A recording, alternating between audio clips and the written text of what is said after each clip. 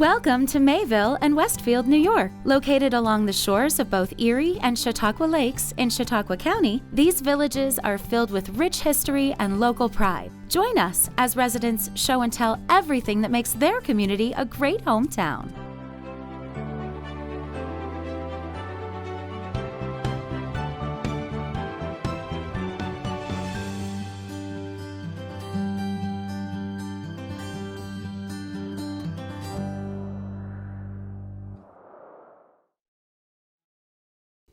Hi, my name is Devin Taylor, and I'm a historian for the village of Mayville, town of Chautauqua. I would like to talk a little bit about some of the interesting history of the village of Mayville. I'd like to mention Alexander McIntyre, who was Mayville's first settler in 1804. He moved on what is now South Erie Street near Washington Street. And he was kind of a character. He came up from Meadville, Pennsylvania, with his wife Debbie, who was also his niece and was quite a bit younger. He was afraid of the Indians, and he'd been captured. So he erected a log structure, a wooden structure, and with a stockade fence around it to protect himself from the Indians, but they were all friendly in the area. And he had a number of things that he was kind of known for. His structure was called Fort Debbie as a joke by the local people because of the marriage situation there. When William Peacock also came in 1804 to survey the area for the Holland Land Company, he left food stores with McIntyre, and mainly potatoes. And when he came back to pick them up, McIntyre had eaten them. McIntyre also, at one point, was selling a salt spring on his property, and salt was quite rare and quite expensive in the area. It had to be trucked up over the hill from Westfield. It was a long transportation. And the people that wanted to buy it, when they went to investigate it, they dug up behind the well and they found a barrel of salt buried in the ground between the source of the spring and the outlet. So he was kind of a character. He eventually moved from Mayville over to Westfield and into the Sulphur Springs area, which is now known as Mount Baldy Road, and the Sulphur Springs have been covered up by rocks, although if you're down in that area, you can still sometimes get a whiff of sulfur. The steamboats on Lake Chautauqua and the railroads that came to Mayville were very important in the development of Mayville. The steamboats, of course, the first one was in 1826, but there became a large fleet, which at one point was known as the Great White Fleet, that transported people from all around the lake, from Mayville down to the Jamestown area. And this was the easiest, fastest way to go around the lake, get transportation around the lake. The roads were very rough. It could take 3 hours to get to Jamestown. The main road from Mayville to Jamestown was, back in the 1850s, a toll road. So steamboat transportation was important in hauling goods and people around. And when the railroad came to Mayville, it opened in 1867, came up from Oil Creek in Pennsylvania. It was an outlet for the nascent oil industry down there, and it was after the Civil War. They'd hired 2,000 men to help build it, and that was advertised. And there were a lot of men looking for work after the Civil War, so that gave them some work. The railroad opened up, and it underwent a number of name changes, eventually became the Pennsylvania Railroad in 1900. But it enabled cheap and easy transportation in and out of Mayville for all sorts of products. Furniture industry in Mayville. The ice industry harvested ice, and this was used to transport food products out of the area to keep it cool. There were special box cars that they put ice in the end of. So you'd transport grapes, meat, things like that out of the area by train. And it was also used, it was shipped to places like Pittsburgh, Cleveland, and Buffalo, and used for people's ice coolers. This was before the refrigeration, so it was important, and it was a large ice industry. You know, hundreds of tons a year were shipped out of Mayville to the various cities.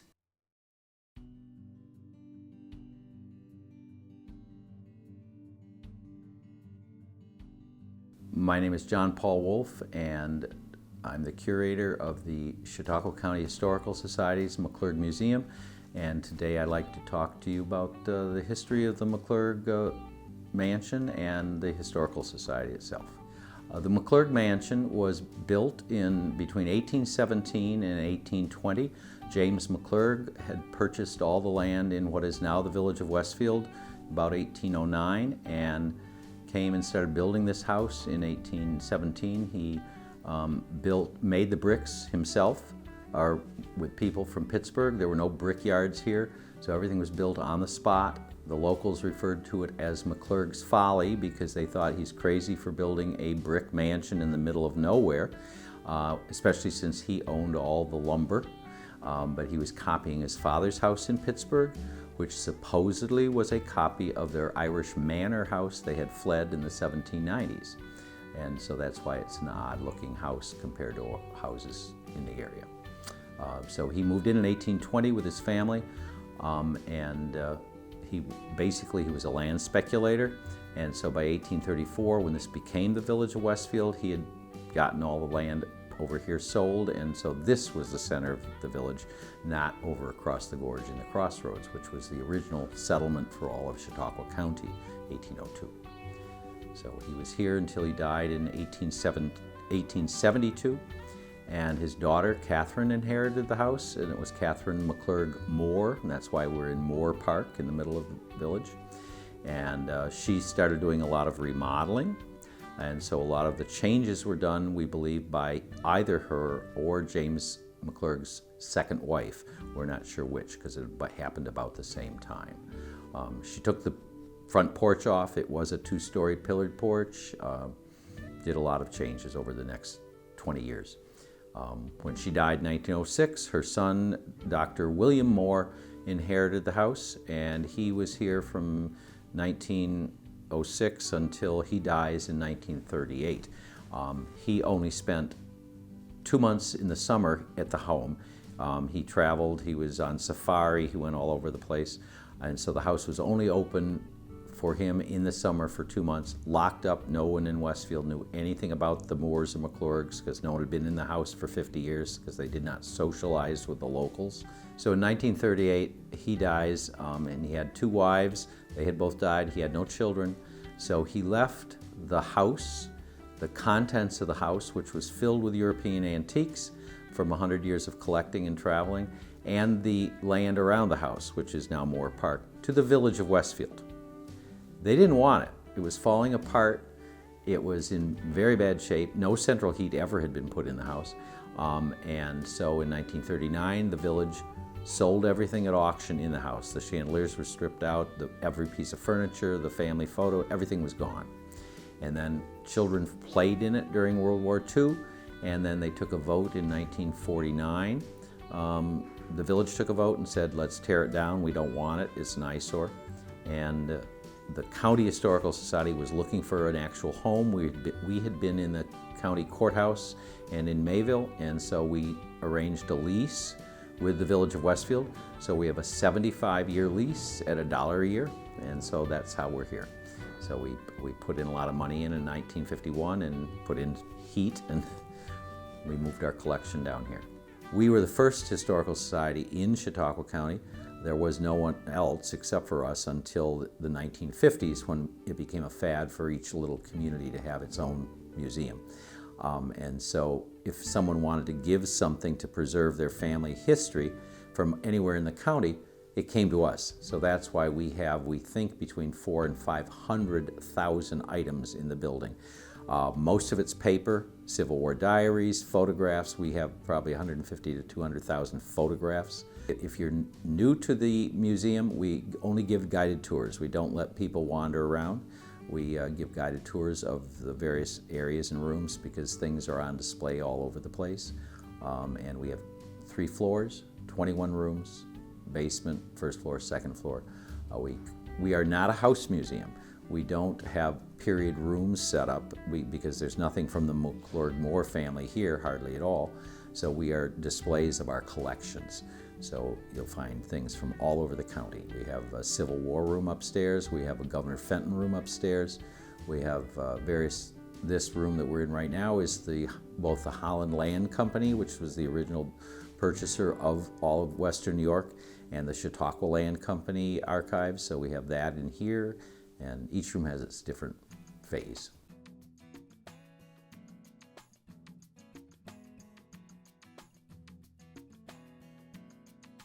Hi, my name's Kathy Richmond. I'm here today to talk about our Patterson Library here in Westfield, New York.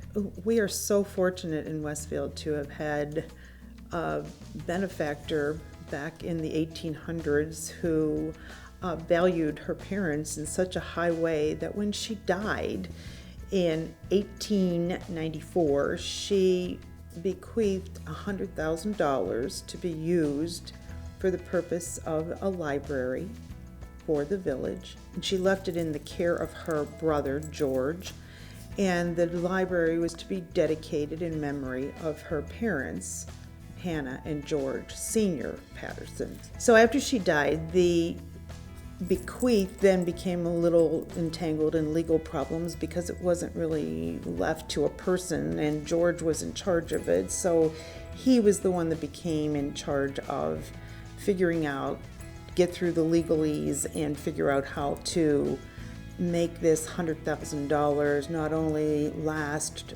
to build a building that would be fitting of a library, but also to keep it in perpetuity so it could have maintenance and pay for staff and do all of those things. It took 2 years for him to figure out the legal part of it and incorporate a library that opened in a house that they owned on Portage Street, down the road from the library right now, which is now our Y. And for 10 years, they gave the house rent-free to house a library. So there was a library for 10, 11 years. However, finally, after 1905, they finally broke ground and started construction of the library. It took until 1908 when they finally opened our library, which you see on Portage Street now, with the construction finally completed. The construction and all of the contents cost $90,000. So, but they had 11 years to continue that endowment growing so that they had enough money to continue and keep it going to this day, which we still have that endowment that we as trustees of the library continue to keep healthy and make sure that it maintains part of our income for and maintenance for our library. If you look at the outside of the front of our library, it is in keeping with the Greek Revival kind of construction. There's stone, light brick, marble, beautiful columns in the front. And if you go around the back is a circular, kind of in a circular pattern with large windows in a pattern.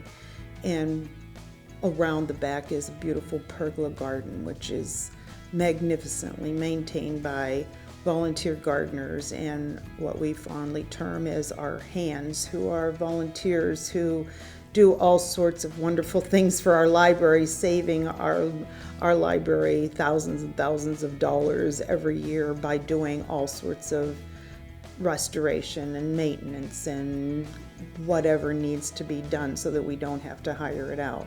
As you walk into the library, most visitors that come to our little town are amazed by the interior of our library because it is extremely spectacular for such a small little area, rural area in Chautauqua County. You'll notice carved wood and marble and the huge rotunda with domed ceilings in both the main rotunda and the two reading rooms off each side. They both have a large fireplace. They're equipped with beautiful bookcases, and the carved wood above each of the fireplaces are just magnificent. Our collections that we have in our library are quite extensive. We have one of the largest collections of World War I posters, many of which are hung in the library stairwell as you're going downstairs. They are magnificent. We have a collection of taxidermy, we have birds, we have shells, we have, you name it, we have collections that have been donated to our library that enhance the beauty of everything that goes on there. Our programming director and our director of our library has so many programs going. There's something from babies with music to older women that are crocheting and knitting. And there's everything in between, reading groups and, as I said, children's reading groups and summer reading, and you name it, we have something going on. Art displays, art classes, our Octagon Gallery, which has an art opening almost every month. So there's always something going on at the library, which makes our library a hub for our community and a tremendous legacy for a woman who donated in memory of her parents. What a wonderful legacy to leave for someone who was, over 100 years ago, is still not only going strong, but is even better. As technology has moved in, we've risen to the occasion and made it even better.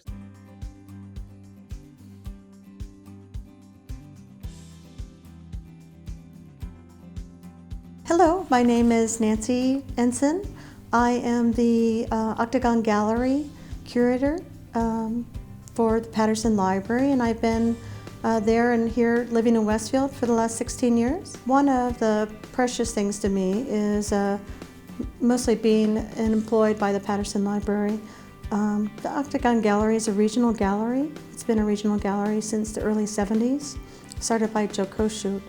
I've been, in 16 years, I've installed 204 exhibitions of regional, local, and national artists. As a gallery curator, the joys of that position is that you meet not only artists, but people that are really interested in the arts, that are also patrons of the arts. It's a small town, it's a town population under 5,000, so you really get to know each other's needs and interests. One of the summer activities is Art in the Park, which was started, I think, in 2007 or 2008. And I used the names from the North Shore Arts Alliance members. So they were members that were local, Westfield. They were also Mayville, Fredonia, Dunkirk, Forestville.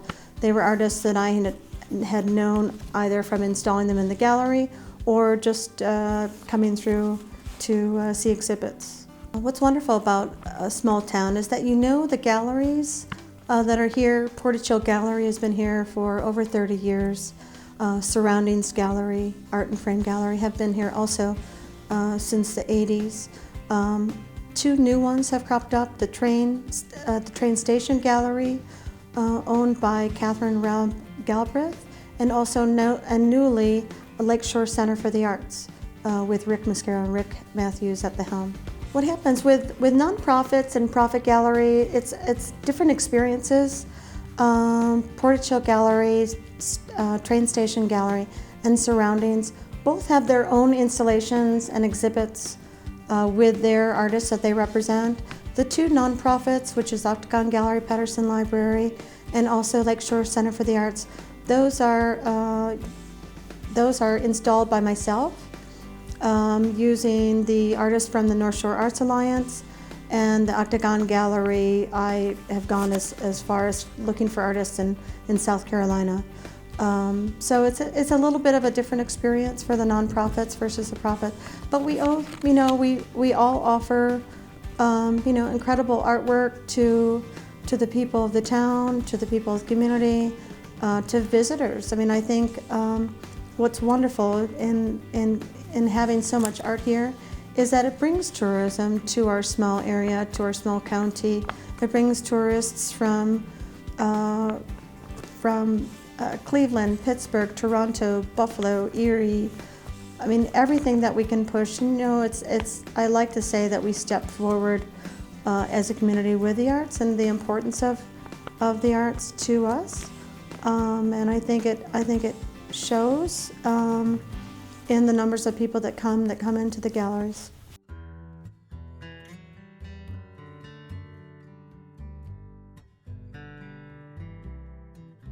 My name is Joyce Rose, and I'm going to talk to you about the Chautauqua County Weavers Guild. I moved to this area about 19 years ago.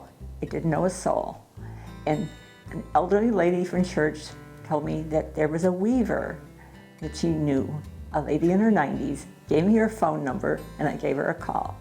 Her name was Irene Nagel. Little lady with a huge loom in her house, huge. We talked about weaving. She showed me things. She also painted. She was just a wonderful, wonderful person. What I didn't realize, she was one of the founding members of the Chautauqua County Weavers Guild. It was founded in 1954.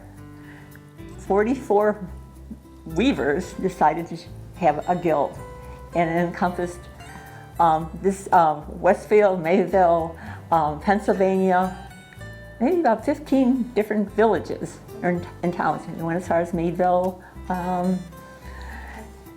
And anyways, it's still in existence. Okay, we normally have a meeting towards the end of the month. It's 10 meetings a year, including a picnic, a holiday dinner. We have workshops, we have show and tell, we encourage each other. If someone has a problem with something, we help each other. It is a community. But outside of that, most of us extend it further.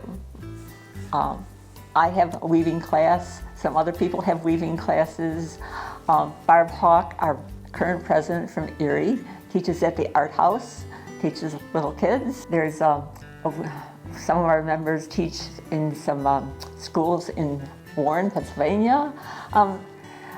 Most of us kind of spread what we know around. One of the things, there's a real joy in creating something.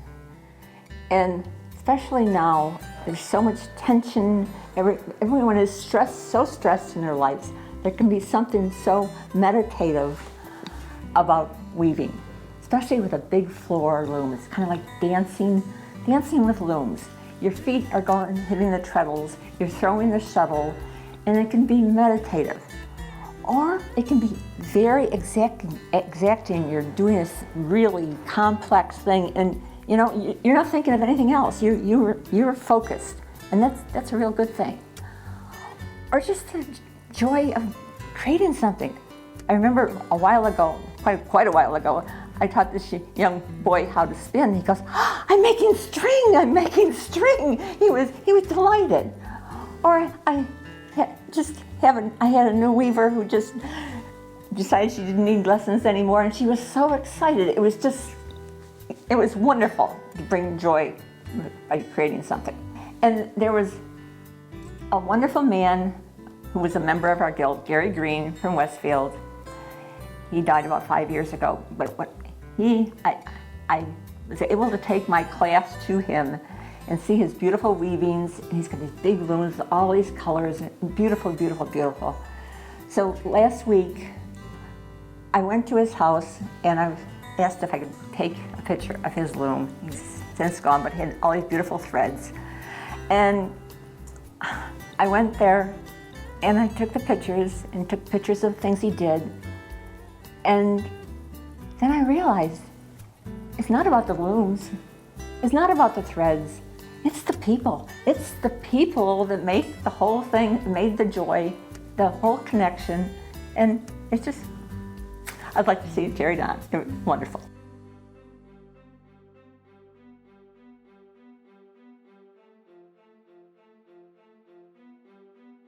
I am Deborah Marcella, and I am a coordinator for the Mayville Chautauqua Community Chamber of Commerce and have been for over 15 years. So I know a lot about the area. I'm going to talk about, and I'm a lifelong resident of this area, so I love it here.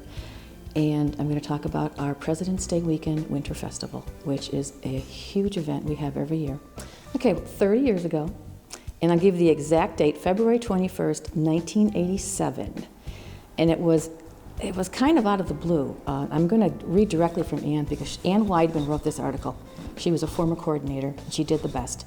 That first castle, built entirely by volunteers, was 50 feet long and 25 feet high. Inside were 82 colored spotlights illuminating the 750 blocks of ice cut from frozen Chautauqua Lake, each weighing between 400 and 500 pounds. Mayville cured cabin fever that year and has been doing it ever since. It was part of the, I'm quoting here, the Chautauqua Allegheny Region I Love New York Victorian Winter Festival, and it was a one-day event, and an estimated 25,000 people came. They did not expect that. They came that Saturday, they came the following days to see this, and that's all there was. And I'll tell you who started it, Donald J. Hogan. He was then a 17-year director of Chautauqua Vacation Lands, and that's now the Visitors Bureau down at Chautauqua Institution. And he was a firm believer that we needed to extend our tourism season, something that we're still trying to do. So he borrowed experiences from ice castle builders in Saranac Lake and Minneapolis, and the late Bob Martin, who was a resident around here.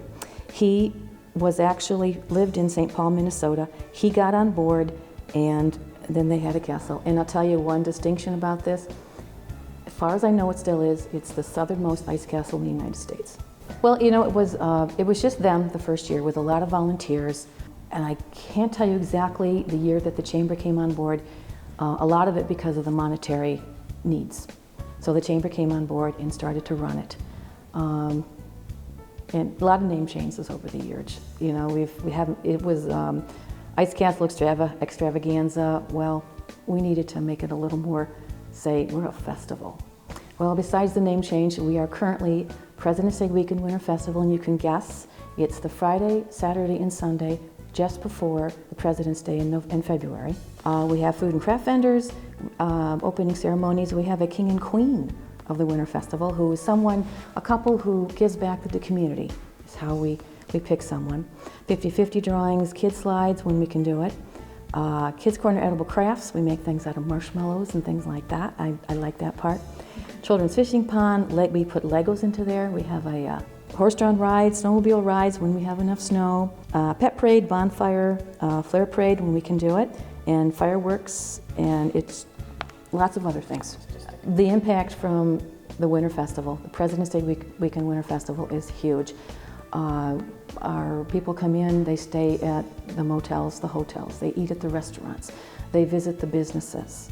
They don't just stay at the festival. It's wonderful, but it's a true community event, and it economically really helps. And you can tell that because our businesses truly support us in this. They know what we're doing, and they really support us in all of this.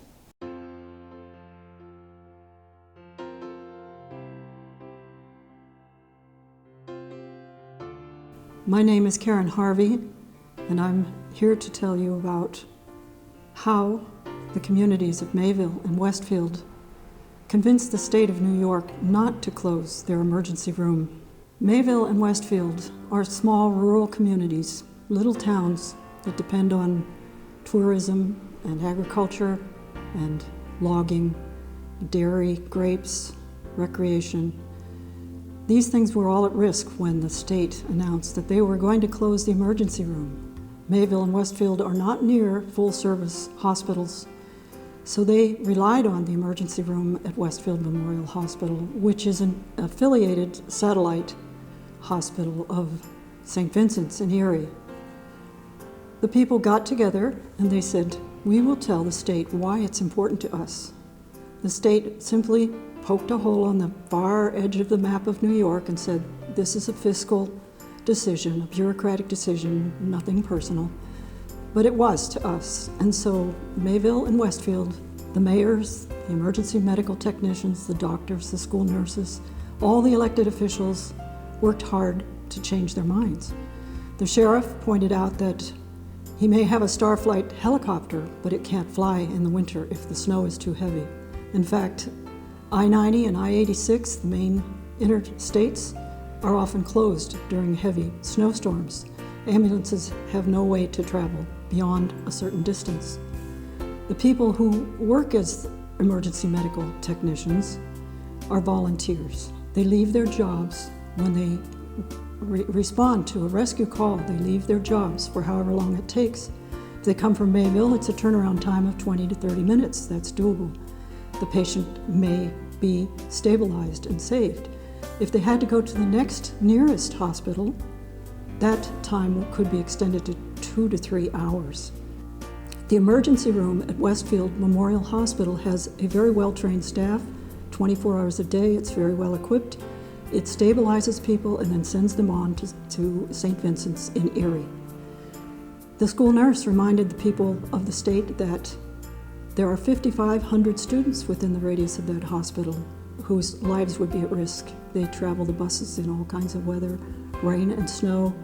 They participate in sporting events and other school activities. That would impact them. The Amish community was very vocal in their opposition to this decision by the state to close our emergency room. The volunteers that are part of our community respond in Mayville to 400 calls per year. The volunteers in Westfield respond to 365 calls a year. Chautauqua Institution in our community of Mayville becomes a large community in the summer. Thousands of people come and they expect to have some emergency medical service available to them. When you live in a community, it's important to you to have good schools and a healthy environment and a medical system that can support you in time of emergency so that your children are not at risk. This community, both Mayville and Westfield, which are they're 7 miles apart, but they are still very far from any larger towns. And they work together, everyone, including the medical people, the officials, the elected officials, and the people who told their stories of how their lives were saved by the emergency room. And we are very pleased that the state reversed its decision to close our emergency room, that we were able to convince the state that our towns needed that vital lifeline.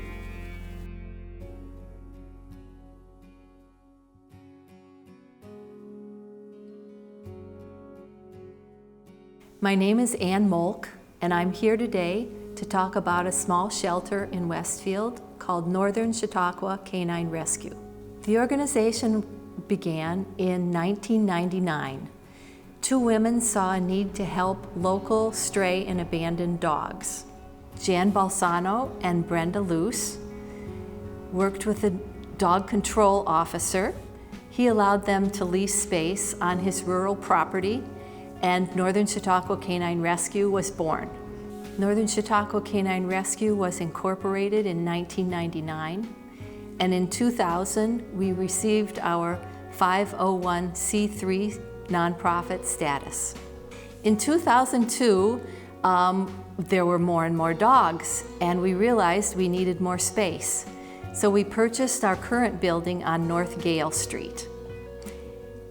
It had been a machine shop, and it needed a lot of cleanup and remodeling. The dogs come to Northern Chautauqua Canine Rescue in several different ways. Some of the dogs are local strays that are never claimed by their owner. For other dogs, we work with shelters in other states. We take some of their dogs that would be destroyed because they have space constraints. The third way we get dogs is from owner turnovers. Every day the phone rings with calls from someone who cannot keep the family dog any longer. Some people think a shelter is a sad place. Not me. I think every dog that comes into NCCR gets a second chance at life. Some dogs come into us in bad shape. Harry had been neglected. His hair was long and dirty and matted, and he needed to go to the groomer. Well, after he came back from the groomer, you wouldn't even recognize it was the same dog. He looks, feels, and smells so much better. At NCCR, we have several large fenced yards outside. We try to match a dog up with a friend so they have another dog to play with in the yard. And Bear and Izzy are a team. They like to play with each other and they enjoy time outside in the yard together. Volunteers are the heart and soul of Northern Chautauqua Canine Rescue. They try to get to know each and every dog to help that dog find the right home. They act as matchmakers when a new family comes in, and we try to learn about the family, see what they need in a dog and want, and match the right dog up to that family. We are a small shelter that receives no government funding. Our funding comes in through donations, grants, and fundraising events. Our next fundraising event coming up is in July, and it's the 5th annual Doggone Good Yard Sale. Thanks to the generosity of our community, we fill up our learning center and 2 large tents with donated items. The volunteers sort and display the items, and it takes us a whole week to set up for the sale. The sale will be held the last Friday and Saturday in July. Our main goal is to find an adoption for every dog that comes in. Over our 18-year history, we estimate that we've helped over 3,400 dogs and puppies. I had a lot of trouble writing the end to my story because when a dog is adopted, that's the end of the story at NCCR. But really, it's just the beginning of the dog's second chance at life. So the adoptive family and the dog will write the end of the story.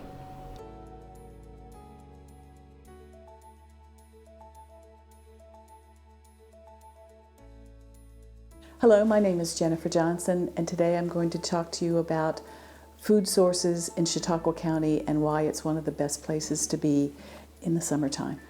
I first came to Chautauqua County actually before I got married to meet my new mother-in-law. And it was a food experience from the very beginning because her best friend was a cook and a chef and a recipe writer who had classes at Chautauqua Institute. And one of the things I discovered under the careful guidance of my mother-in-law is really how to cook and present parties. And she introduced me to Chautauqua County's Blueberries, which is the moment I realized that it was a special food place. My approach to our family's winery has been through food. My mother was an enophile, but I was not. And what I realized that I really enjoyed was finding the right food to make not only the wine shine, but the ensemble be 1 + 1 makes 3. And in that process, I realized you could grow a lot of things in Chautauqua County. And I also realized that there were farmers and producers here who have the wealth of the best gourmet food store anywhere in the country. And so with a group of farmers as well as people interested in food, we created a group of people interested in helping our community source locally and know who our local farmers and producers are. And we created ChautauquaFarmToTable.org. It's its own website, it has a Facebook page, and it is a way to find not only the fruit farmers like Mr. Valerio on the east side of town, and there you can pick blueberries, but also raspberries.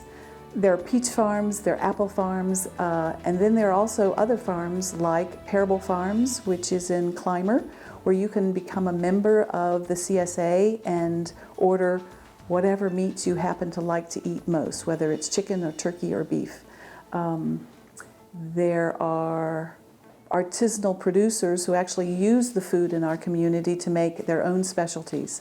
So some of my favorites include the Westfield Fisheries, whose smoked fish is our annual summer favorite, and it was introduced to me by my mother-in-law when I first arrived here over 30 years ago. It includes people like Blanche's, who use the fruit to make her own specialty jams, including hot jelly out of jalapeno peppers. One way for people in Chautauqua, whether they're visitors or permanent residents, to access local foods is to join a community-supported agricultural group called a CSA. And there are a couple in Chautauqua that I can think of. One is run by Jason Tozlowski, called CHQ, and he puts together baskets of food which he delivers weekly to your home. And they will include everything from oregano, herbs, and chives to blueberries and onions or potatoes, whatever the season might be. There's another one called Toboggan Hill, which is on Hardscrabble Road in Westfield, and they also have the added advantage of being able to provide eggs and meat, and their weekly CSA.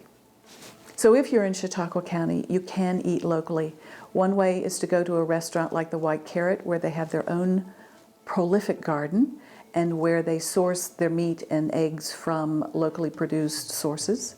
You can also go to the farmers markets as well as to the Clymer Produce Auction, which features farms from all over the county, and you can buy those blueberries by the flat because you intend on making blueberry jam. It used to be, when my husband and I were not permanent residents of Chautauqua County, that we would debate about where we want to spend the summer.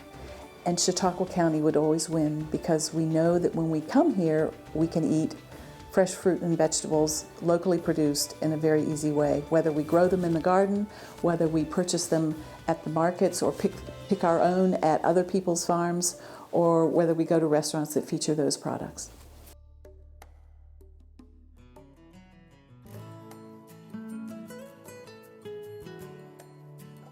Hello, I'm Sally Andriaccio, and I'd like to talk to you today about the history of Andriaccio's restaurant. The restaurant started back in 1982, and it started by my father-in-law, was the founder, along with my mother-in-law, Guy and Tony. They came from Buffalo back in the 70s. On the weekends, they came down to spend some time with family, and started driving around, looking around, and found this old gas station on the corner across from Chautauqua Institution. And he envisioned a restaurant and bought it, and here we are, 35 years later.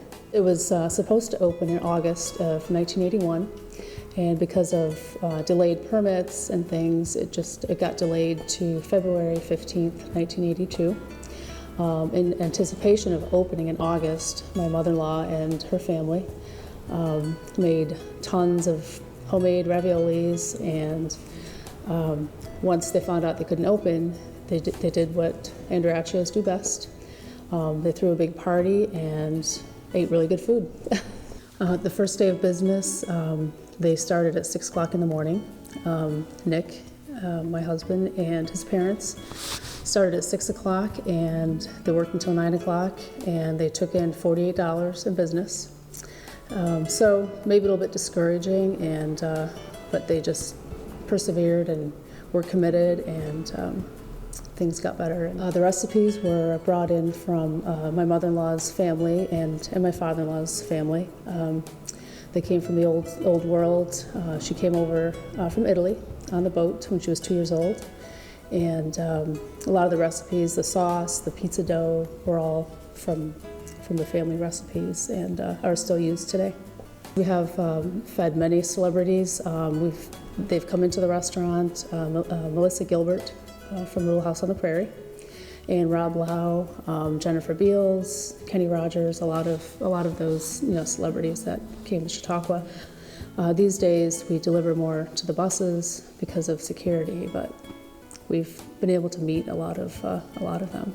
In 1996, we had Bill Clinton come in for preparation for a debate with Bob Dole, and it was very intense. Security was crazy. We delivered pizza to him and his staff, and of course, every pizza was inspected and made sure that it was okay. But it was a lot of fun. A lot of people in town that week. So the restaurant today is being run by second and third generation. So that would be Nick and myself, and then our 4 kids. And the girls have moved on different directions, but our boys are planning on continuing the business and expanding at some point. Yeah, Joe Bazinski came to us about 25 years ago at the age of 74 and looking for a job. He was just in a bad spot looking for a job, and we were a bit skeptical, but we brought him in, and he started doing dishes and found out he was an orphan and had no family, no siblings, no kids, no wife. And we took him in and kind of adopted him. He came to all our holiday gatherings and special occasions, and we learned a lot from him. He was a great man. The secret of our success, I always tell people, they always ask us how we've stayed in business for so long. The restaurant business can be tough. We've always put God first, family second, and everything else just falls into place. And of course, with that, there's a lot of hard work, a lot of perseverance, but it's been great.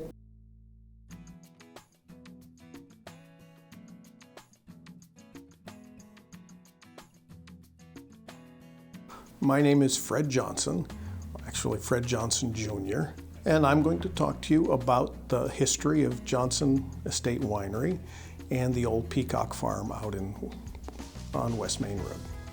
Briefly, the history of the winery, it's kind of got a unique story. The history of Western New York is, of course, when the Europeans arrived, the Iroquois Indians ran all this part of the country. And they were very Henry Kissinger intelligent because they played the French off against the English and then the English off against the colonists. At the end of the Revolutionary War, all of Western New York ended up being owned by a company called the Holland Land Company. So as folks around here will know if they've looked at their title that they all start from the Holland Land Company. And the original land agent and surveyor for Chautauqua County was a fellow by the name of William Peacock. And so he had the choice of any farm anywhere in Chautauqua County. And he chose to keep the farm Johnson Estate Winery is now on because it's where the hills of the Allegheny Escarpment are closest to the lake. And he knew from his experience that that would probably be the best ground for growing grapes and fruit. So in 1820, which is only 17 years after first settlement in Westfield, he builds this big old brick house. Bricks fired on the place, the works. And he leaves it to his niece, Margaret, because Mr. Peacock had no children. And she owned it through all the 1800s. You know, the house to this day doesn't have a crack in it, not a crack in the plaster, nothing. Margaret died in the early 1890s, and there was some squabbling over her will and whatnot. My grandfather finally bought the house and the property in 1911 and started a business called Sunny Slope Farms. My grandfather was an orphan immigrant to the New World from England in 1890, at first a cowboy out in Saskatchewan, then talked his way into Cornell, only he just had an 8th grade education. They found him out after a couple of years and sent him to Westfield to go to high school, so that's how my family comes to Westfield. When Prohibition hit, he started making wine in the basement, because as an Englishman, he didn't think much of this Prohibition stuff, even though his wife from Northeast Pennsylvania was a founding member of the temperance movement here around, and I'll get back to that. So he made wine in the basement, but his real business was apple storage and selling fresh apples. And he built a building to do that. He died in 1960, and in 1961, my father converted the apple packing shed into a winery. And so that makes us New York's oldest farm or estate winery, in that we grow all our own grapes to make our own wine. And so we've, between father's doing that in 1961 until he died in 1998, then my brother and I ran it long distance for a while, and in 2013, Jennifer and I moved back. So, I mean, the winery grew and grew slowly, even in my father's absence and with our long distance management. And over the last 5 or 6 years, we've almost doubled in sales. And that's been a real pleasure. We've expanded our footprint, added a lot of tanks, so forth, added Riesling vineyards, Chardonnay vineyards, Pinot Noir vineyards. So that's all been good. But what we're really trying to do, more philosophically, is with the winery and the wine trail, is not only to grow a business, which is a legacy for our family, but to look after a legacy that is going on 200 years old. And with any luck, whether it's in our family's hands or somebody else's hands, will go on for another 200 years. So every year, every day, we try and leave the place just a little better than we found it. I don't really like that term sustainable because it sounds like you're playing defense. I like the idea of just making it better each day.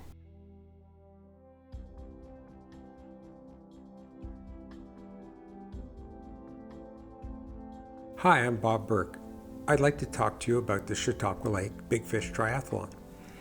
This year, it's the 5th edition of the triathlon. It's held on Lake Chautauqua out of Camp Oniasa, which is the Y camp that has been there for over 125 years. It's, triathlon is a very complicated event. There are 3 parts to it. There's swim, which always starts the race. And it's the most dangerous in a sense because you have people in the water, a lot of them. So that's the first part. Once they're out of the water, they run up to a transition area where they change quickly and get on their bikes. And it's if it's the little fish, you swim only 400 yards and then get on your bike and then ride 12.5 miles into Mayville and back out to the camp. If it's the big fish, you swim 9/10 of a mile, which is a little more of a journey. And then you ride 25 miles. And then the little fish, they run 3.1 miles, and the big fish, they run 6.2. It'll be a little shorter than that. We changed the routes from last year, and of course, all along the route, every road crossing, there are volunteers there from the local fire companies. In the transition areas and at near the start and finish, we have our own volunteers, approximately 200 volunteers for the race. The number of entries has varied. When we were going ahead, our first year we had a little over 100, went up to 136. Then we went head to head with not only Edinburgh, but a big race, Chautauqua Lake in Buffalo, and so we went down to about 95, and now we're looking at maybe 125 entrants. We offer free food, refreshments. There'll actually be a free beer for everybody at the end, a Southern Tier beer for everybody over the age of 21, of course. But it is a we're hoping to grow it up to 200, 250 contestants, which would be about the maximum we could handle. And this is something that just a group of us thought about doing. And it's such a great feeling. Just the first or second year we did it, 2 ladies who I teach spin class, and 2 ladies who spin with me decided they were going to train for it.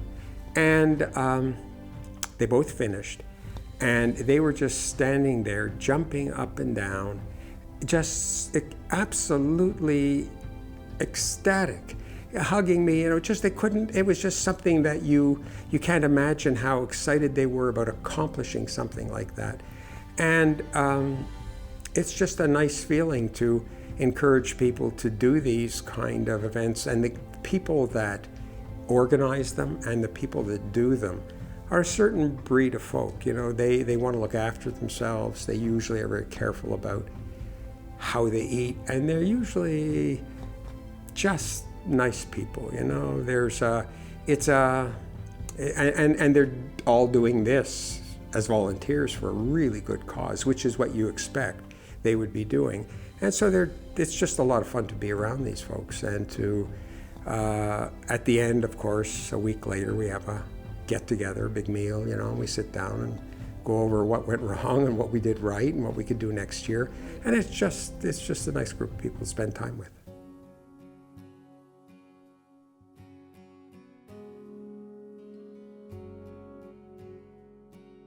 My name is Jim Fincher. I want to talk about the rail trail in Chautauqua County. The organization that I represent is Chautauqua Rails to Trails, of course.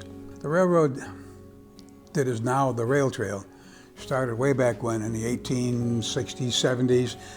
The railroad was built originally to provide a way of getting oil from Oil City in Pennsylvania to the refineries.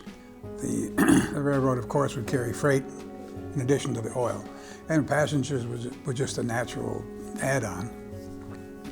The story I want to pass on is about carrying passengers.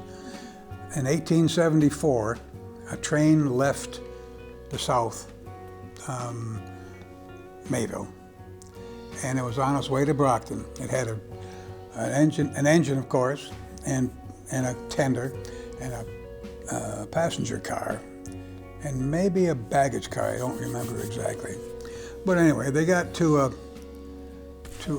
place where there was a bridge, and the engine and the tender made it over the bridge. But just as the tender was getting past the bridge, the wheel broke. The wheel's got an outer rim, and that's snapped off, which allowed the wheel to fall off the track, which then pulled actually the passenger car off the track. It left and went 25 feet to the bottom of the ravine and landed upside down. The wheels, 4 wheels on either end of the car, 2 axles, the springs, and all kinds of mechanisms in there, which weigh upwards of 2 tons each, collapsed the car. And it was Christmas Eve, which means it was cold. And they had these pot-belly stoves cooking in the car, one on either end. And of course, they caught fire. The railroad car was made of wood. It was dry. It had lots of shellac on it to make it look pretty. Up it went. Killed 20 people immediately, and then another 7, maybe 10 at some point later on, due to injuries. They weren't followed up very well, so we're not exactly sure how many died. So as a result of that, when we finally got going and the trails got going, one of the board members who lived right near the site of the wreck and his family would go to the site every year on Christmas Eve, 3:30 in the afternoon when it happened, and just kind of stand there and say, my gosh, this was terrible. Well, then Rails to Trails picked up on that. So now, every Christmas Eve, we have an event, if you will, a mini hike about 200 yards from Prospect Station to the site of the wreck. And we go down there and we explain what happened, where the train was coming from, how many people were on the train, what happened to the wheel, how that caused the train to fall, the car to fall off the track and all that. And then we have a moment of silence, and then we all go home for Christmas Eve. Rails to Trails is maintained by volunteers only. We do get help from the Chautauqua Lake Snowmobile Club, because our trail is a major north-south corridor for them to use. So they help maintain it, which is basically mowing in the summertime. And a lot of trees will fall down, we gotta go cut them out. Volunteers will go do that. Anybody that sees it can call us, and we will find somebody with a chainsaw that wants to go out and get some exercise. In addition to the Christmas Eve event, we have partnered up with the Chautauqua County Hiking Club, and we sponsor, if you will, a monthly hike for people to go. And one month it'll be on the rail trail, and the next month it'll be somewhere that the hiking club will choose. It could be on the rail trail, it might be on the overland trails, it might be down in Allegheny Park. I think the rail trail gives all 4 communities, that's Sherman, Mayville, Westfield, and Brockton, a place for their people to go get safe outdoor exercise. There's not supposed to be any cars on the rail trail, but now and then you see somebody got lost, but very seldom. You commune with nature, it's beautiful. There's a lot of places where there are a canopy of trees. It's just a nice place to get out, get exercise.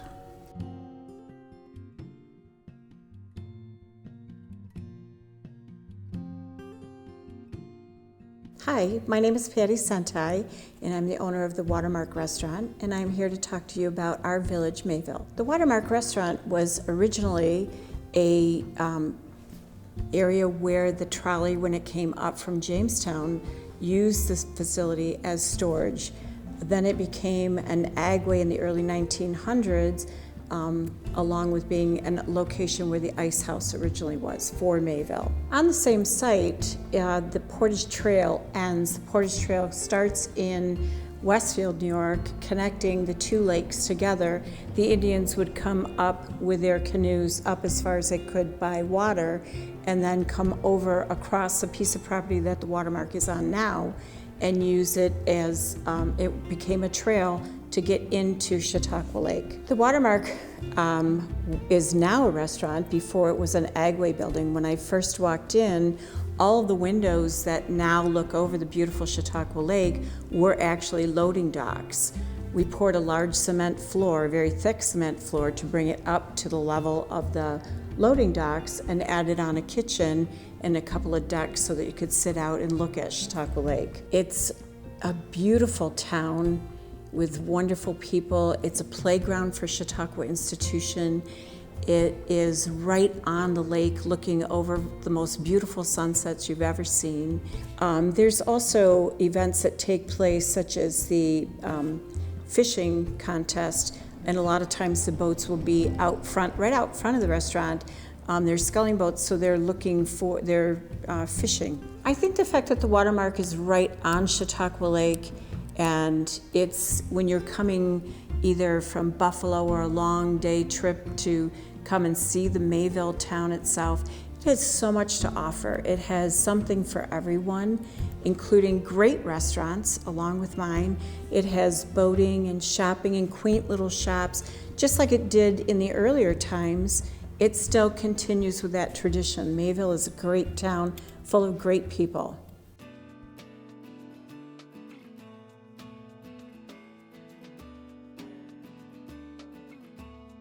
My name is Ted Engelhart. I'm a whitewater enthusiast from Erie, Pennsylvania, and I'm here to talk about Chautauqua and Little Chautauqua Creeks, two of my favorites. Both creeks are 15,000-year-old glacial gorges formed when the last glacier melted. Chautauqua has a 2-mile section in between the two gorges that is an ancient riverbed, which it has a lot of glacial erratics and interesting geology that is not found on really any other local creek. With a drainage of 7.5 square miles and an average gradient of 95 feet per mile, Little Chautauqua is the definition of a steep micro creek. In my 8 years of paddling local creeks, I've been on everything from Ashtabula, Ohio to Fredonia, New York. And it's my personal opinion that Little Chautauqua is the most technically challenging creek and Chautauqua is the most aesthetically beautiful. Little Chautauqua, with a drainage of 7.5 square miles and 95 feet per mile for gradient, is the definition of a steep creek. Wow, it's all shale bottom. There's shale the whole way. The main branch is also shale, but it's got the flat ancient riverbed section in between that's predominantly, that's all gravel. Belle Creek's kind of like the icing on the cake for a town already rich in whitewater. It's really only a couple of rapids from Route 5 down to the lake, but it makes for a good ride. It's only been run one time, but it's a very good time. Chautauqua Creek has more boulders and glacial erratics than any other creek between Ohio and Fredonia, hands down. You're always finding something interesting. Both the river corridors are heavily forested, much more so than creeks in Erie, which allows Chautauqua and Little Chautauqua to hold water a lot longer. Makes it easier for us to get on them. I've paddled in Canada, New England, West Virginia, Maryland, and to me there's nothing like the local creeks around here. I love the shale bottom. I love the big holes they make, the diagonal rooster tails. Just the features that the shale creates are really unique and special to the region. For me, kayaking is an ultimate distraction. You really can't think about anything else when you're doing it, or you could put yourself or your friends in harm's way. It's also a team sport. We rely on each other heavily, although it's not commonly realized. And finally, it's just a way to be out in nature, leave no footprint, and just see a lot of places that people don't get to usually see.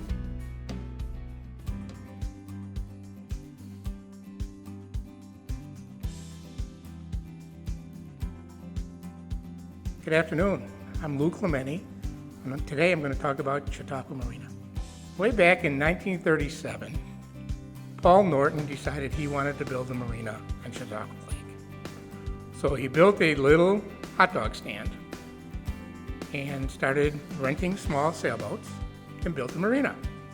Back then it was called Chautauqua Lake Boatyard, and it has progressed to the new name of Chautauqua Lake Marina. Well, at Chautauqua Marina, we have a lot of fun there with the employees and our customers. We have boat rentals, pontoon boat rentals, powerboat rentals. We dock boats, we store boats, and we service boats. We also have a large showroom for boaters' needs. Well, National Marina Day is a day celebrated throughout America just to celebrate the life on the water and water safety, and it's always celebrated in June. Well, here at Chautauqua Marina in Mayville, we have a child's fishing contest. A lot of the children have never fished before, and it's great to see how excited they get when they catch a fish. There's a county bed tax. I believe it's 2% of your lodging. Every year, it's awarded by grant through a grant process for a location somewhere around the lake in Chautauqua County. One year we qualified for it. We got a grant of $40,000, which was half of what our expense would be to shore up the waterfront at the marina. We were losing an erosion of our lakefront, which was hurting the lake. So they looked at it and said, this needs to be done. So they granted us about $40,000. Along with that bed tax, we got the local BOCES to come in and plant indigenous plants so that we wouldn't get any runoff into the lake. It stops it. Well, we've been coming to Chautauqua Lake about 40 years. And when my son turned 18, he said, I'd like to spend more time on this lake. I want to work for myself. So he decided to rent jet skis and got involved with my current operating partner, who operated the marina at that time, and worked out a deal where he could rent space. After about 2 weeks of renting jet skis, he was getting phone calls and said, we should rent boats. So we decided to rent boats. He dragged me in from retirement, and we've been having a ball ever since. And that was in 1993.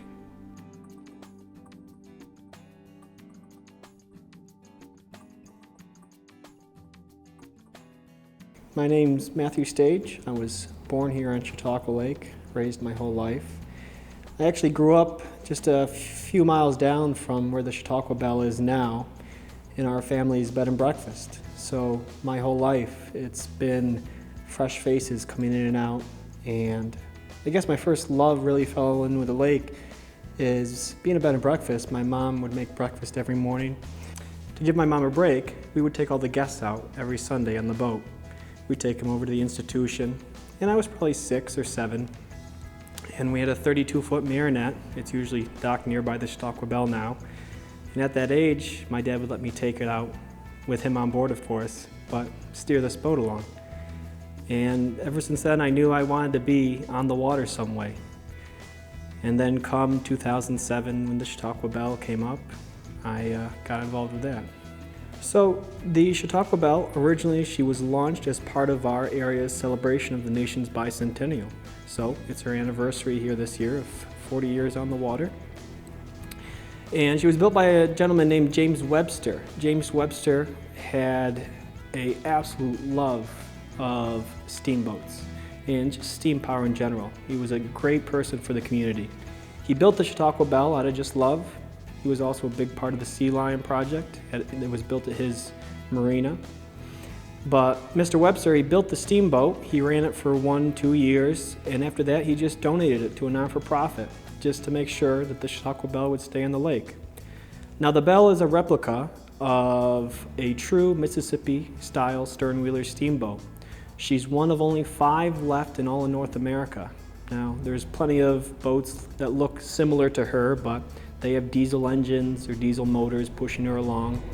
The Belle is a true, authentic steamboat, so she's a real unique piece of our lake. Now, back in 2007, the non-for-profit, they had been struggling for quite a while. The boat had been running, but it hadn't been running very well. The people involved in the project beforehand, they had lost a lot of their devotion to it. And it had fallen into pretty bad disrepair. And finally, before we bought, about 3 years before 2007 there, in 2005, 2004, they had given up. And they actually were getting ready to scrap the boat out because they just didn't have any way to finance it anymore. The state had shut them down.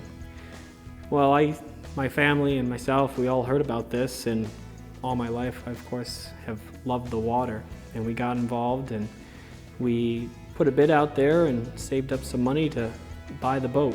So that very first year, we put a lot of heart and soul. We had to pretty much repair the entire mechanics of the system. It had just fallen apart from years and years of neglect. We got her back up and running. No one ever thought that, especially an 18-year-old at the time, would get such a project off and going. But here we are 10 years later now, going strong.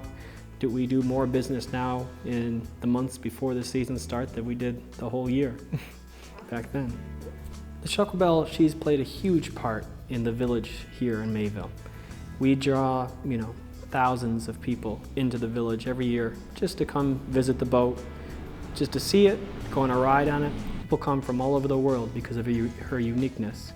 Being one of only 5 left in North America, she's something to come and visit. Now, we actually get more publicity when we leave the village here to go operate somewhere else. So when we spend a week down in Bemis Point rather than here, we get flooded with phone calls from residents about where's the Belle. Everyone gets very upset as soon as the Chautauqua Belle isn't here for a little while, because you can set your watch by the times that we come in and out and blow the whistle.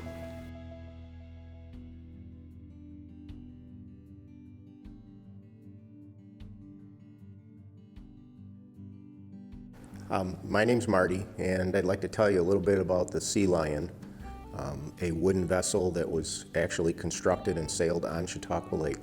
A little history about the Sea Lion. The shipwright, the builder, was a gentleman by the name of Ernie Cowan.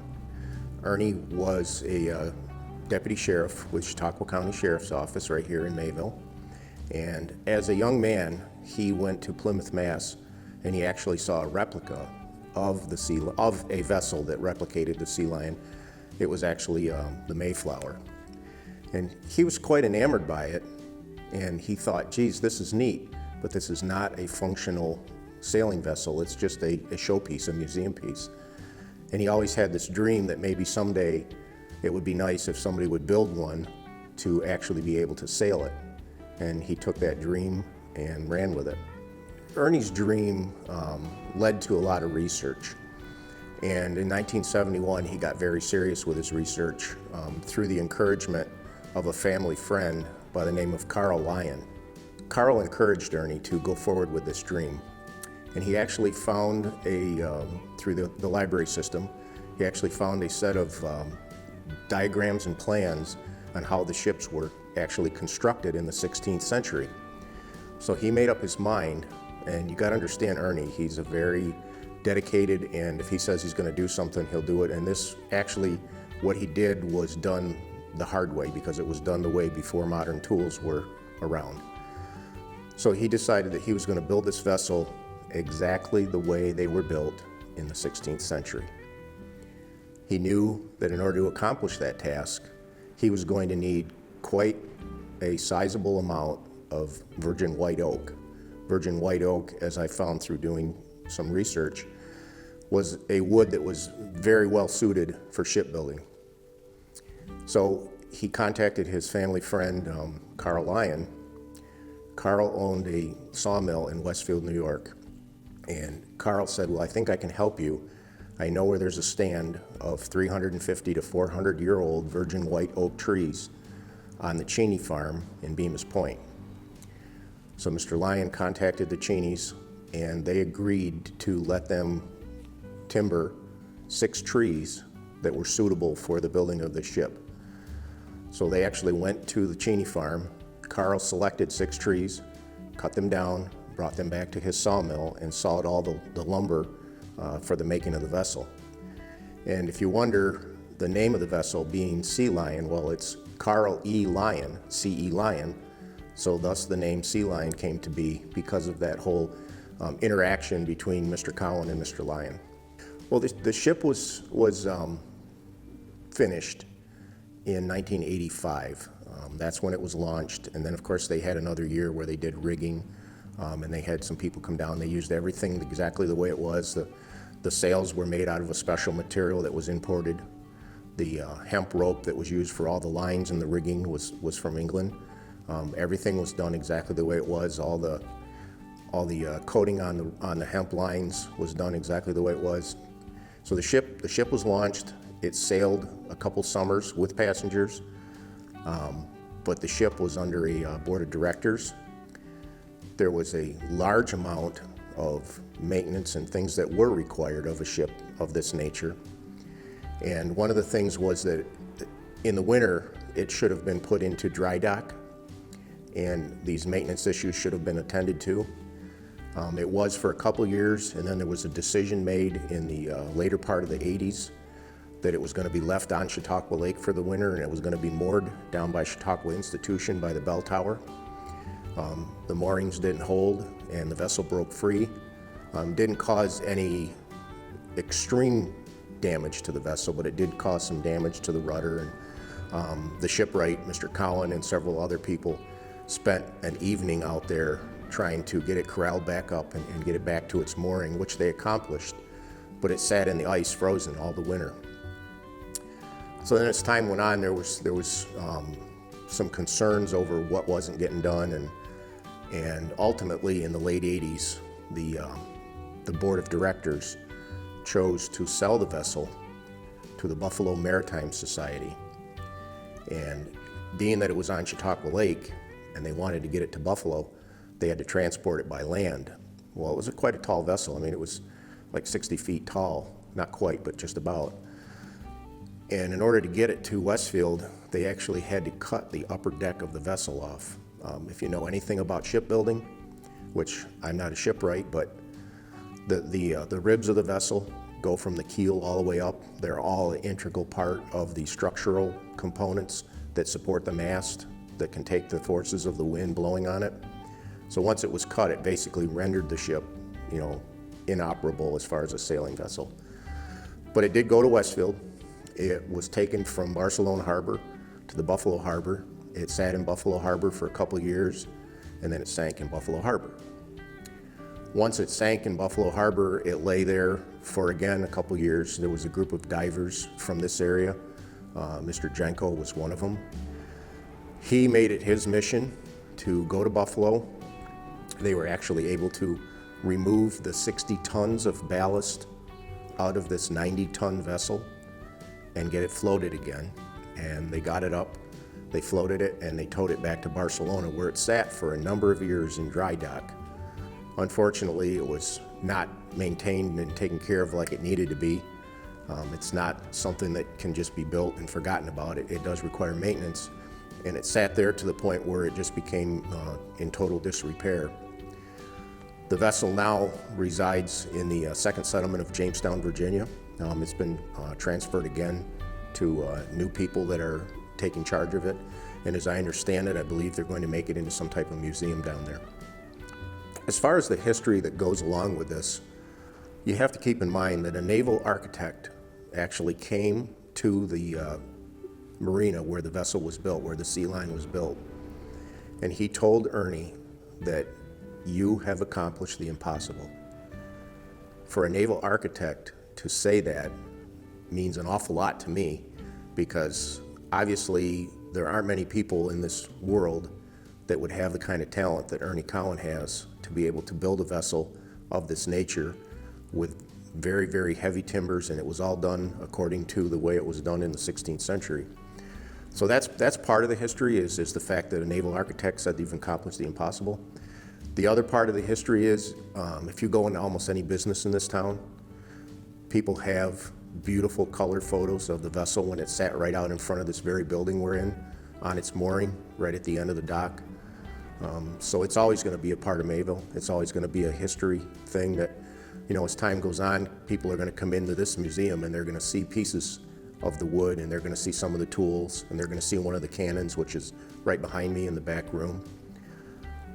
But it's just always going to be, and I'd like to keep that story alive because I'm amazed by it. I'm just absolutely amazed by it.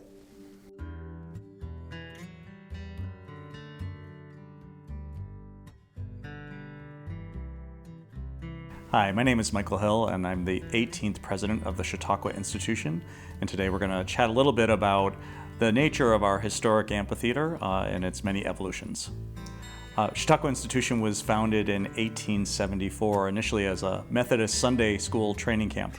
And early on in its history, our founders decided that part of that education had to include great speakers, great preachers, and entertainment. 5 years later, they moved from just putting a platform and a tent up to a more formal structure, what would become the first amphitheater in 1879. It was a flat-floored, flat-roofed structure that fit several hundred people inside.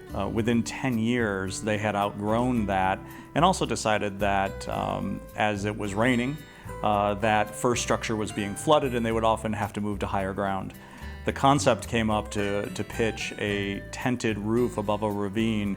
And instead of doing that in 1879, they built a structure that seated somewhere around 3,000 to 4,000 people.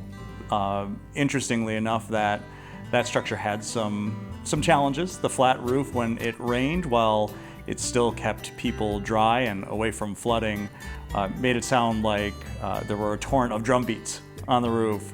Over 10 years, the roof of that amphitheater started sagging, and it gave the founders of the institution an opportunity to build what we referred to as AMP 2.0 about 10 years later. That structure, many think, has lasted until this most recent iteration, but that's actually not true. The structure itself has been rebuilt and repackaged and repurposed and revitalized a number of times over a 100-plus year history. What hasn't changed, however, is the location of where the founders would convene. And so now the institution is coming out of a multi-year re-envisioning process, building what will look and feel to many like the same amphitheater with some really significant improvements and additions. So whereas sight lines in the old one, where there used to be pillars, might be a challenge, modern technology and the advancement in construction allow us to take away some of those pillars while still having the same aesthetic.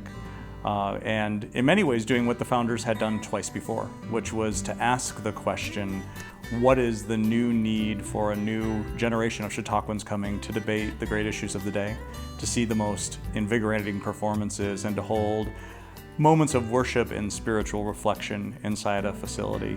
So we will, this season, open up what for many will feel and look like the old amphitheater, but it was really a nearly $42 million expansion renovation of this iconic site. So it's the same site, or as some of the founders said, it's not the building that's important, it's the air under which we convene. So the same air, but a new facility with some slightly expanded seating options, and then in the back of the house, some significant advancements for artists and speakers and theologians to gather and to convene. One of the most exciting things about the amphitheater is that it has, for almost our entire history, been the most significant convening space for Chautauqua Institution. And reflected in that is the speakers that have come through there. Multiple presidents have come through. So Roosevelt gave his iconic "I Hate War" speech from the amphitheater. We've had a number of sitting presidents. We've had Supreme Court justices like Sandra Day O'Connor. We've had icons like Booker T. Washington. We've also had major artists that have come through there. So it's really been a who's who of folks that are the major curators in society and the major movers and shakers that are debating what's happening in the world have come through on the amphitheater stage, and that'll certainly continue in this new one. While Chautauqua Institution is actually a 750-acre campus that has more than 100 public buildings to do its programming in, the amphitheater has always been the heart of the institution. We like to say it's not only where the most Chautauquans can gather, but it's the center, the moral center of the institution. It's where we do everything from hold church services on Sunday, to hold great performers, to listen to iconic speakers at 10:45. But I think for many community members that show up, whether that be for an entire season or a couple of days, it's the one spot where you can see neighbors, and neighbors are talking about what they're seeing on stages or in the community. And that really is the philosophy of Chautauqua. How do you bring citizen advocates together to debate great ideas? I think if you were to ask an everyday Chautauquan, again, whether they're there for a day, 9 weeks, or it's their first visit, that space represents iconically where people come to debate ideas and to form community around ideas. And this new amphitheater will allow us to do that even more so than we've ever done in the past. Well, Chautauqua Institution is an incredibly proud neighbor and part of both Westfield and Mayville. Not only do we provide a forum to be one of the largest employers in the region, and we take that responsibility seriously, but as I like to say to folks that may live in larger urban areas, the institution provides, from an entertainment perspective, from an intellectual curiosity perspective, from a recreation perspective, world-class entertainment and educational offerings that I think that we're extremely proud to provide to these two communities because we're a part of them. We're their neighbors. Many of the folks, most of the folks that work at the institution come from these communities, and for more than 140 years we've been a central part of these communities in these towns, and we're looking forward to doing that for a century plus more.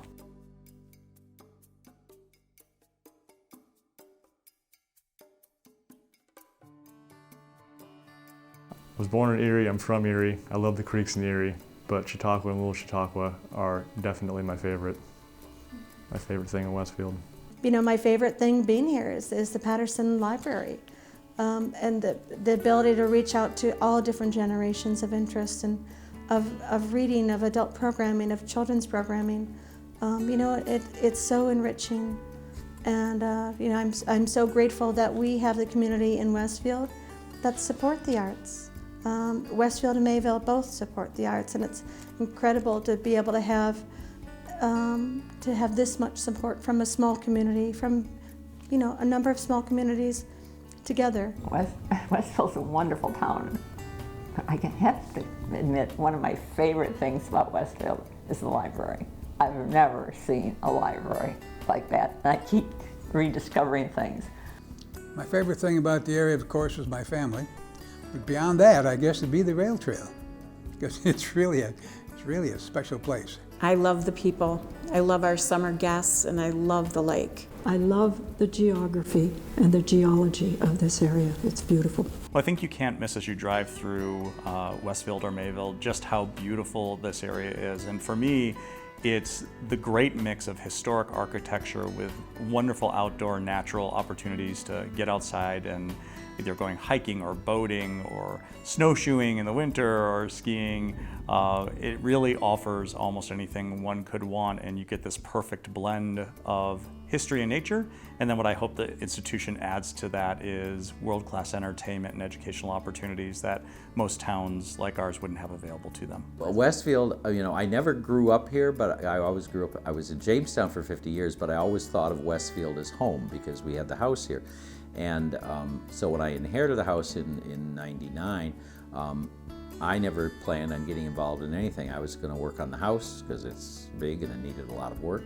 And I don't know, I just got pulled into the various organizations here, and when I retired in 2004, I ended up being on the board here, and this is where I stayed. So I just love Westfield is a great community. It has so many wonderful things. We have a phenomenal library, we have a phenomenal hospital, we have the climate. The climate in Westfield is different from the climate in Jamestown. You can't grow the same things even though it's up the hill. When I used to drive to work, I'd go through 3 different climate changes in the morning. You never knew. I could be in shorts in Westfield and have a blizzard at Cassadaga. You never knew what you were getting into. But we are our own climate right here along the lake shore. What I love most about Chautauqua County is its agricultural beauty. It is an absolutely stunningly beautiful place to live. And you really can grow a little bit of everything. And so, as a foodie, I enjoy both of those things. I'm also interested in historic preservation, and I have come to realize that the landscape around those old buildings is as important as the old buildings themselves. And since we're sitting in an old one, it's probably apt to say that it creates a very special, unique sense of place.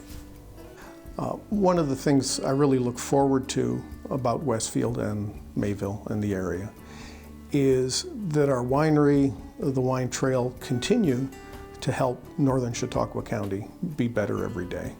Over the last 20 years, the wine trail has attracted an incremental 150,000 visitors a season at least. You know, the vistas of 30,000 acres of grapes up and down the Grape Belt are gorgeous. The hillsides in fall color are gorgeous. The the historic connection between Barcelona Harbor and Mayville up the Portage Trail as it crosses the old Indian Trail, which is now Route 20 and the Wine Trail. Those are all wonderful little bits of history, and Westfield really can be a Norman Rockwell town. It is and can be more so. Well, I like a lot of things about Mayville. I grew up there.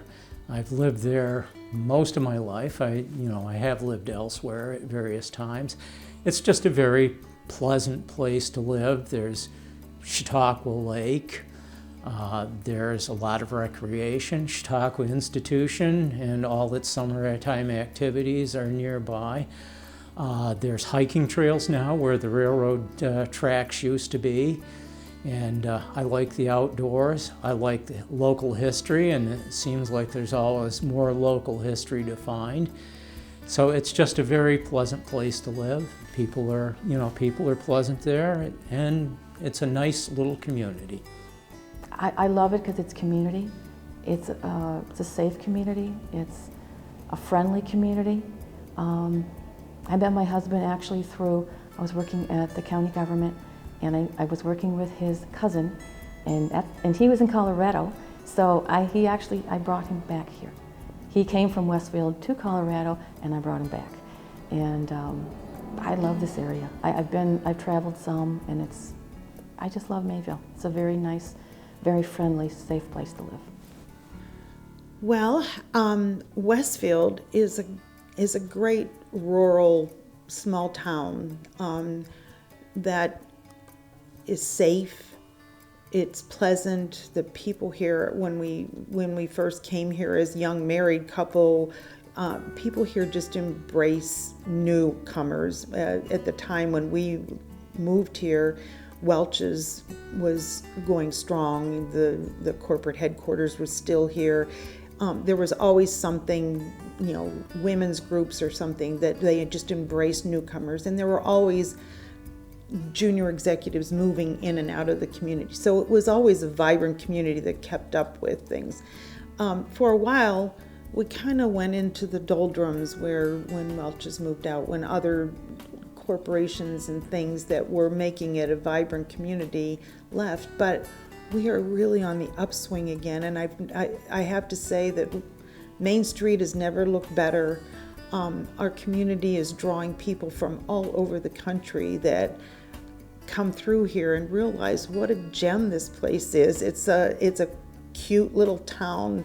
It has a great school. It has a wonderful library. It has a town hall that is vibrant. And so I feel like we appeal to a lot of people who are looking to get out of the city, but you can be close enough to Buffalo or wherever to get out if you need to, whenever you need to.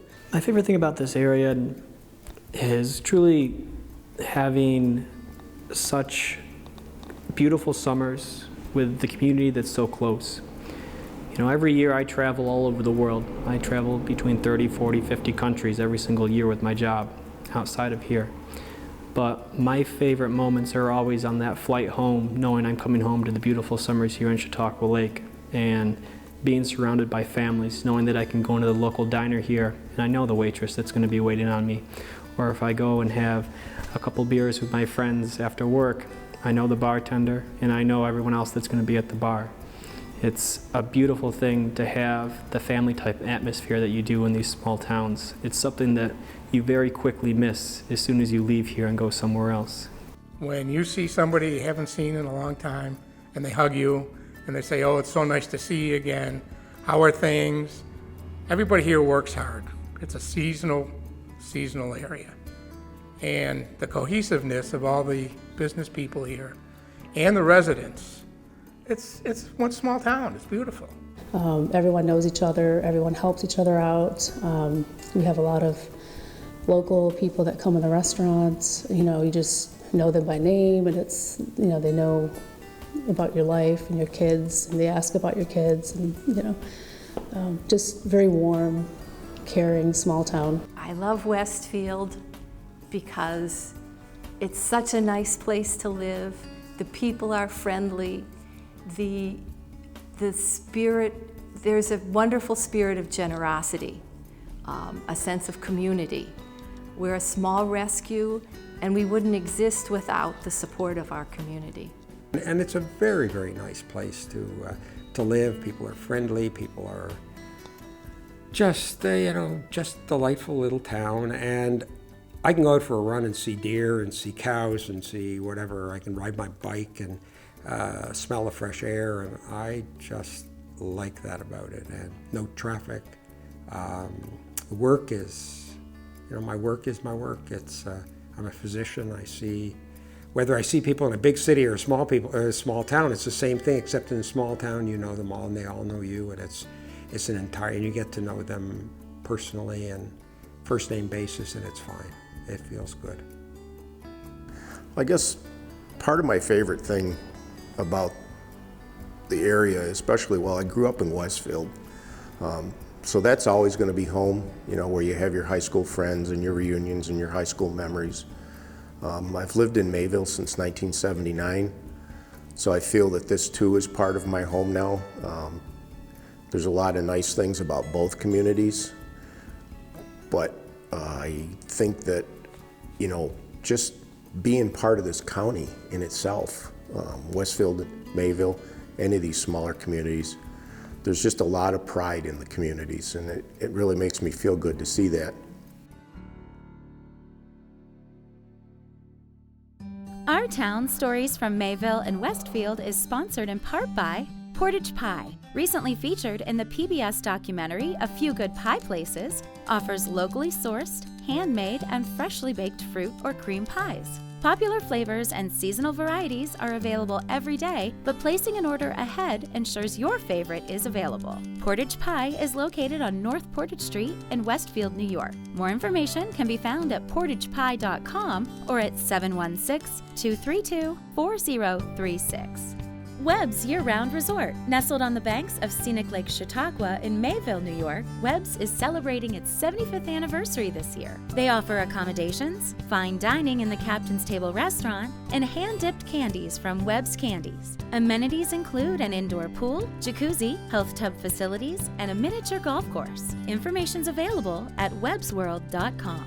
Our Town Stories from Mayville and Westfield is also brought to you in part by Seacrest Law Offices and viewers like you. Thank you.